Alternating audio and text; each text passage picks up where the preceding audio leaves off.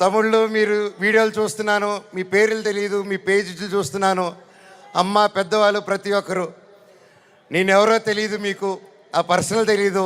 ఒక సినిమాగా ఒక బయట మనోజ్గా తెలిసే తప్ప ఒక ఇంటి మనిషిగా ఓన్ చేసుకొని నా కోసం మీరందరూ నిలబడి నాకు ఇంత సపోర్ట్ ఇచ్చారంటే అది ఏ జన్మ ఏ రుణం, ఏ జన్మ ఏ పుణ్యం చేసుకున్నానో, నా తల్లిదండ్రులు ఏ పుణ్యం చేసుకున్నారో నాకు ఇవంతా ఈరోజు ఇంత ప్రేమ దొరికింది. పేరు పేరున థ్యాంక్స్ అండి. మీకు తెలుసు సోషల్ మీడియా, మీరు ఏదైనా ఒక తప్పుగా వేస్తే మీ మీద రప్ప రప్ప రప్ప స్ట్రైకులు పడిపోతాయి, మీ ఛానల్ను మూసేస్తారు, బెదిరింపు ఈమెయిల్లు వస్తాయి.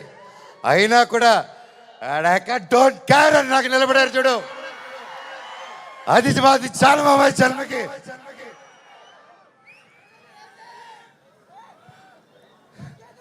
ఇన్నాళ్ళ తర్వాత భైరవం అనే సినిమా ఈరోజు తీసి షూటింగ్ చేసి గొప్పగా ఈరోజు సెలబ్రేట్ చేసుకుంటున్నాం అంటే దానికి ఇక్కడ నిలబడిన ప్రతి ఒక్కరూ కారణం.